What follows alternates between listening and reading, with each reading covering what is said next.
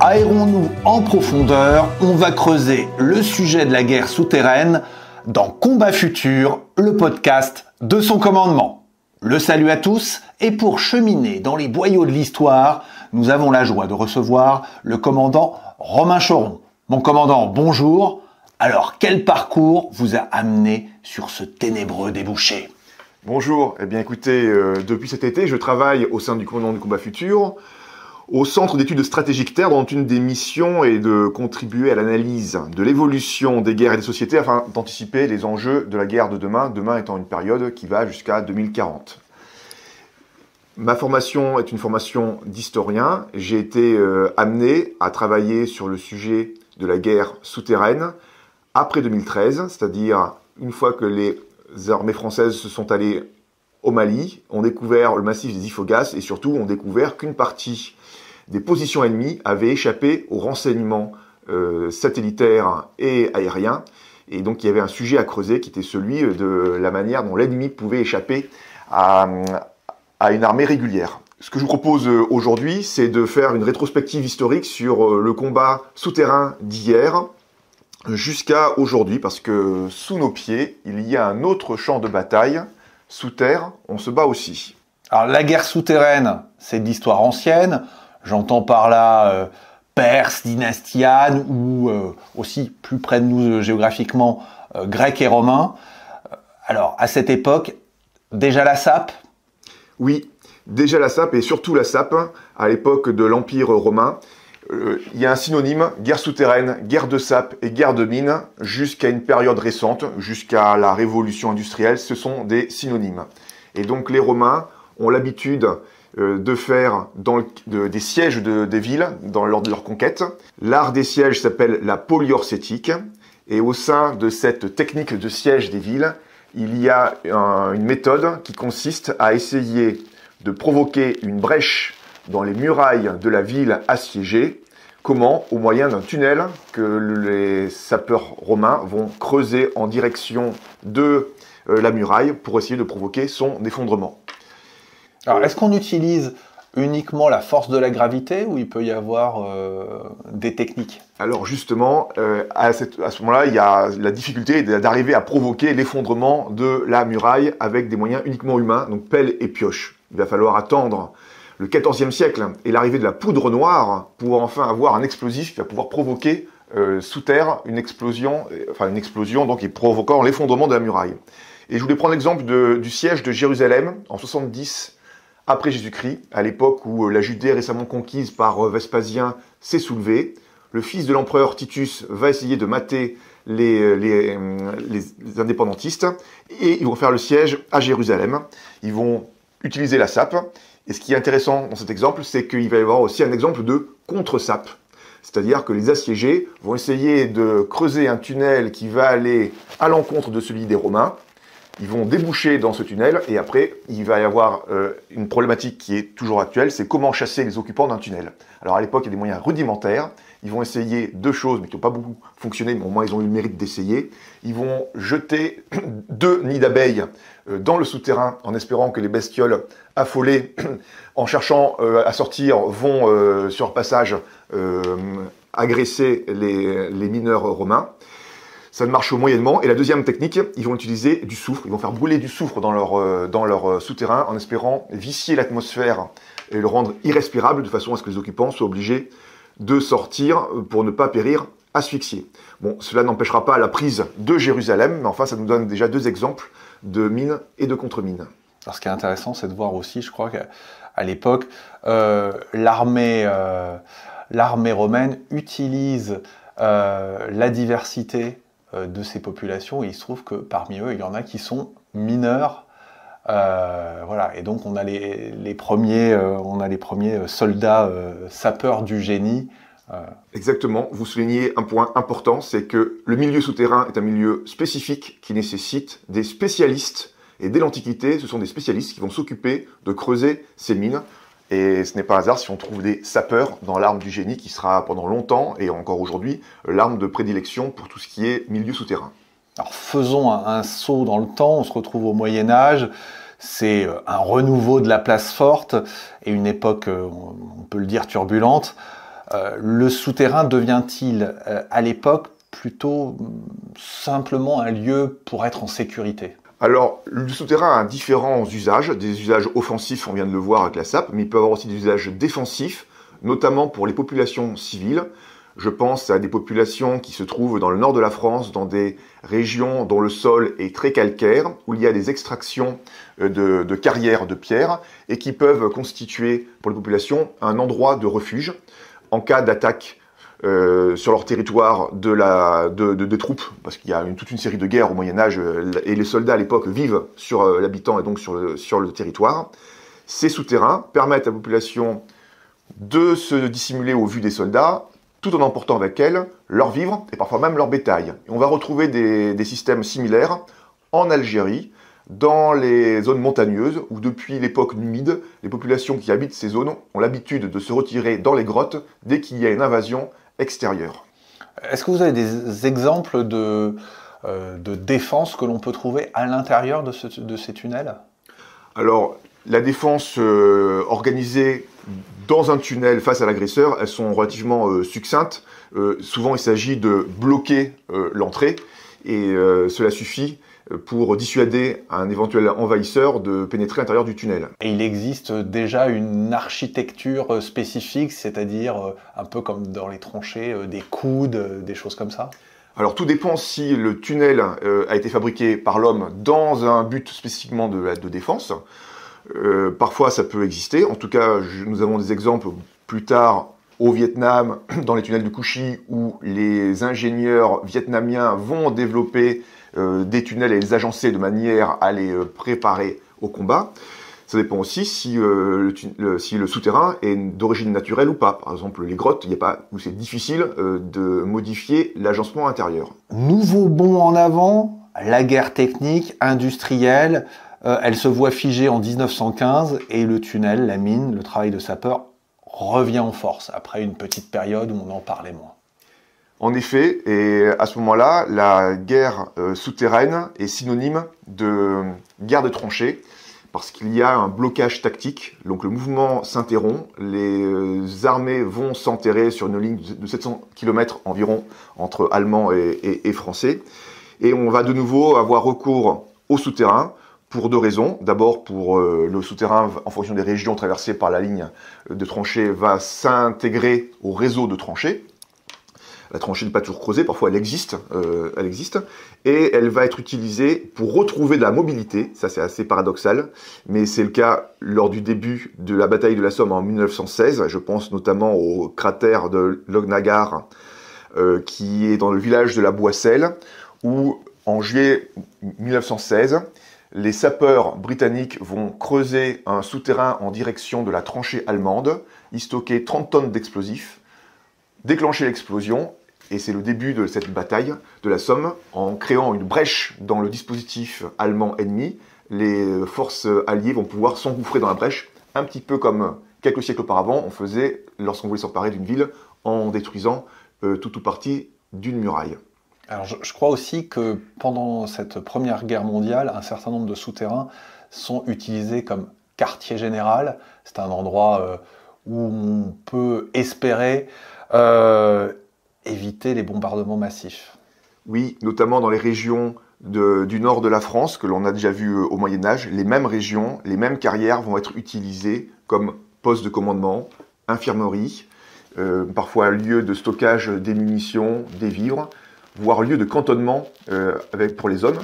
Et je pense notamment à la caverne du Dragon dans l'Aisne, qui a été utilisée et qui est actuellement un lieu de mémoire que l'on peut encore visiter pour voir la manière dont on se battait à l'époque, avec tout de même une particularité, c'est que ce sont des milieux extrêmement usants.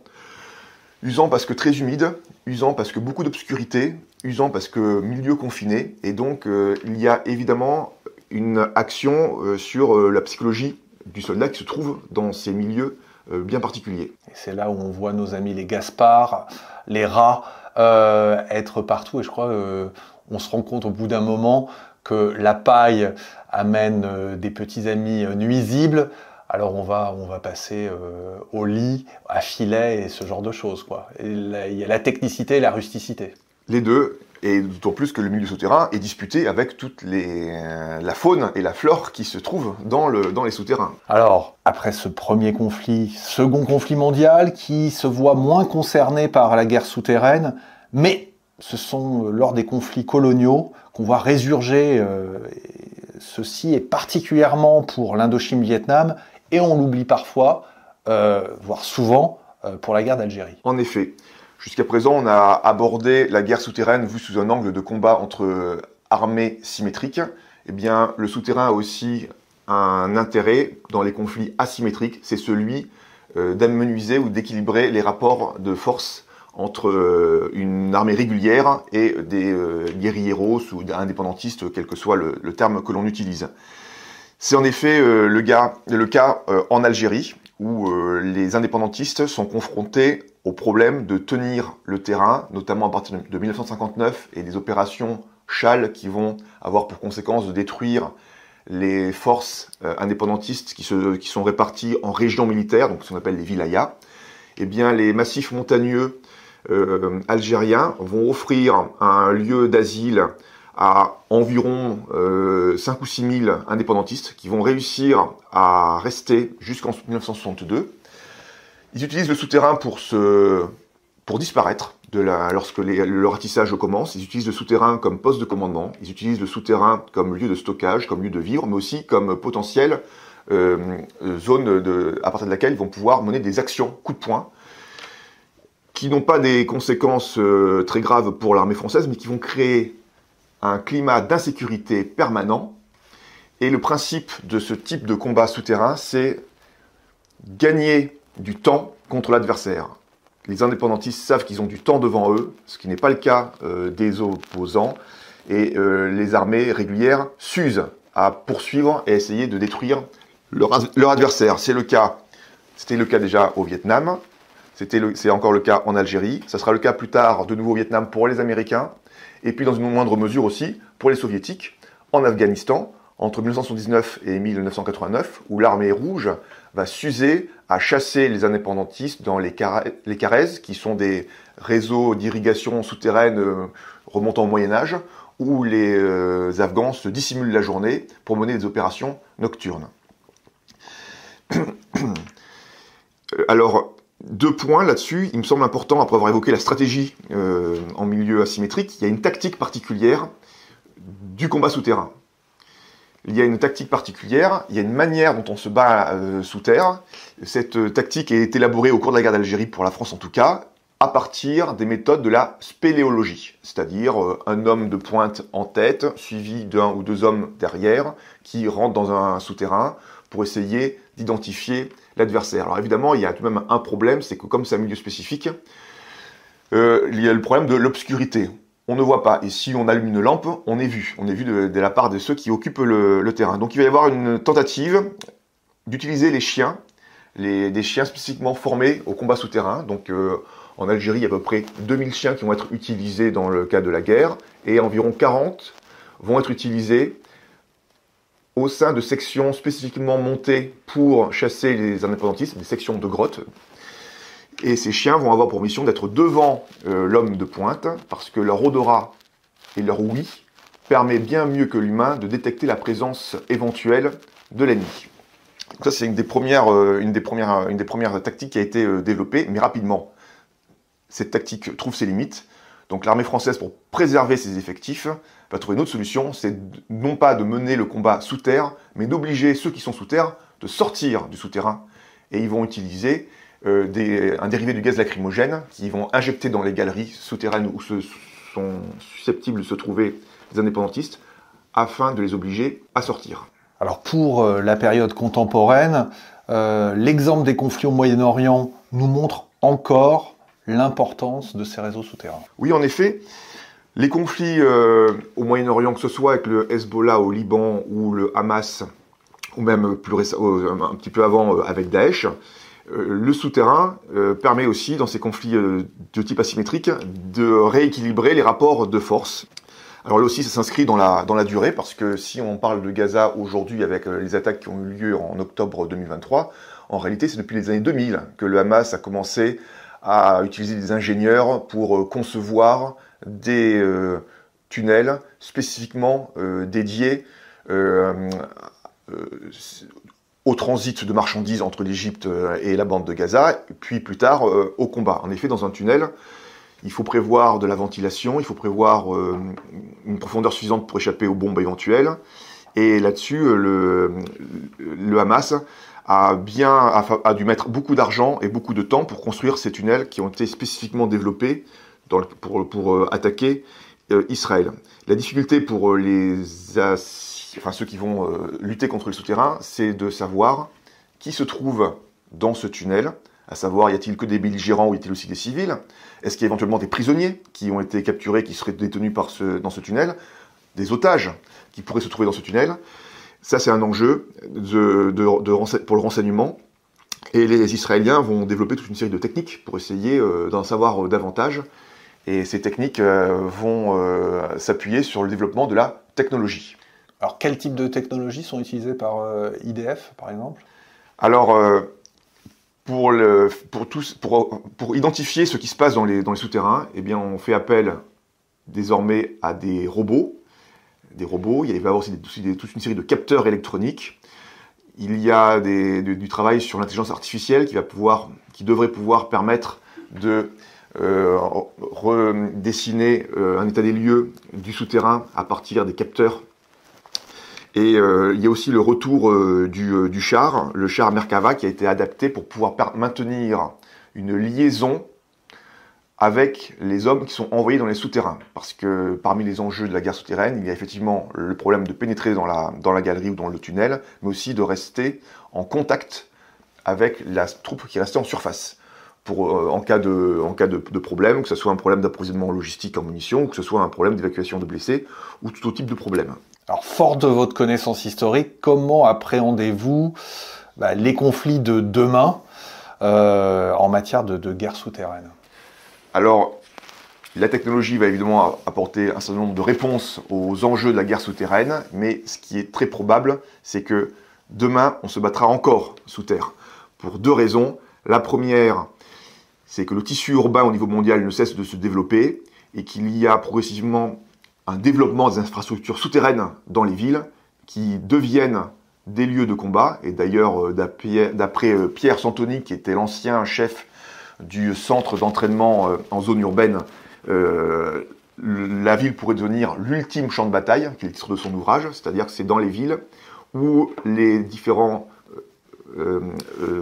combattants vont pouvoir trouver des zones de mobilité en surface ou sous terre, alors que dans les zones ouvertes, dans les plaines, la technologie actuelle permet de rendre l'espace de bataille extrêmement compliqué en termes de mouvement, à cause de ce qu'on appelle la transparence du champ de bataille.